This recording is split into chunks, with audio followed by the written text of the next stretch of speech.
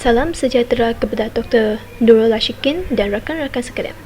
Hari ini kumpulan saya akan membentangkan projek kita yang bertajuk Kesedaran tentang Zakat Kumpulan Wang Simpanan Pekerja.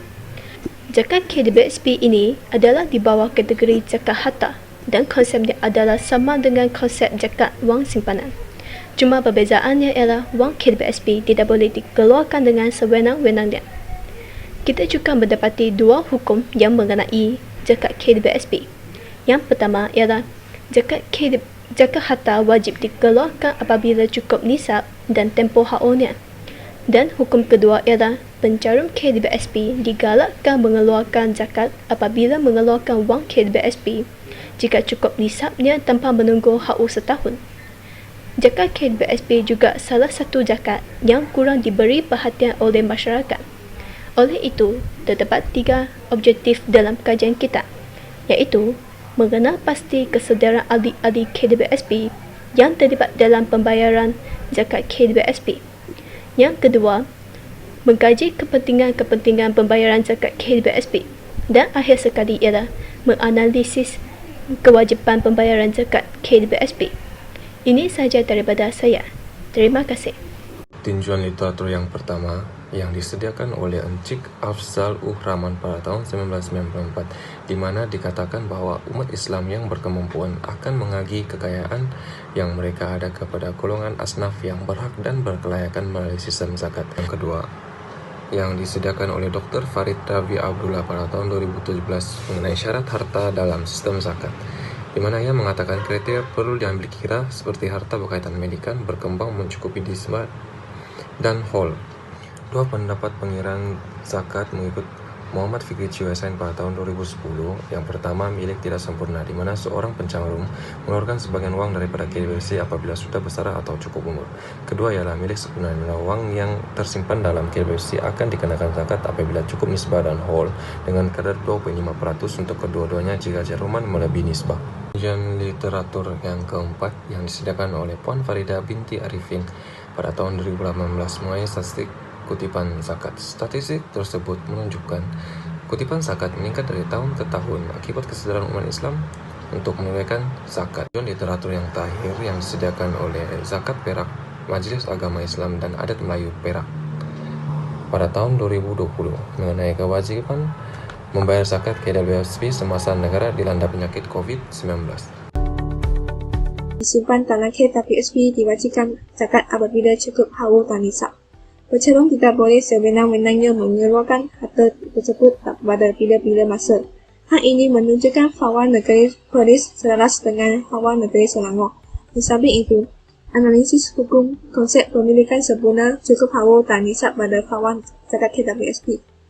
Terdapat 2 jenis akad KWSP yang memberi kesan kepada pentarifan pemilikan sempurna dan syarat cukup haul, iaitu caluman adalah hutang pihak KWSP kepada hitung-hitung pekerja dan wang caluman adalah wang pelaporan pekerja. Kajian merupakan cara yang digunakan untuk mencapai objektif kajian. Dalam kajian ini, pengkaji menggunakan 2 kaedah untuk mengumpul data. Pertama sekali, borang soal selidik. Ini merupakan kaedah kuantitatif. Borang soal selidik ini mengandungi 11 soalan.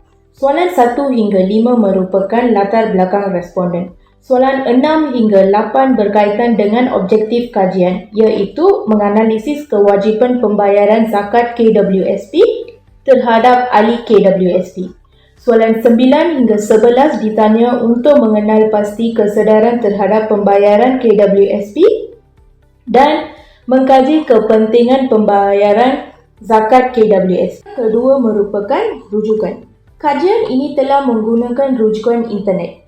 Pengkaji telah melayari laman web untuk mendapatkan maklumat tentang kajian. Dalam dapatan penulisan dan bincangan, kami telah mengumpul jawapan dari 30 orang responden. Melalui jawapan dari para responden telah membuktikan masih banyak orang kurang faham tentang zakat KWSP. Salah satu sebab ialah dalam kalangan responden ini, banyak yang masih tidak pernah mengeluarkan wang dari KWSP.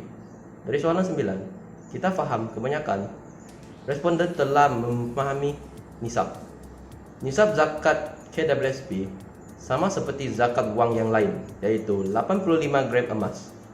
Kadarnya ialah 25% dari jumlah simpanan yang dibenarkan untuk pengeluaran. Seterusnya, bagi pemilik tidak sempurna yaitu di bawah 55 tahun, 25% dari jumlah pengeluaran KWSP adalah jumlah wajib zakat. Jumlah pengeluaran tidak mengira sama ada mencapai nisab. Jika jumlah pengeluaran KWSP di bawah nisab, hendaklah dicampurkan bersama pendapatan lain. Bagi pemilik sempurna yaitu 55 tahun ke atas, 25% atas keseluruhan wang KWSP dizakatkan seperti kaedah zakat simpanan.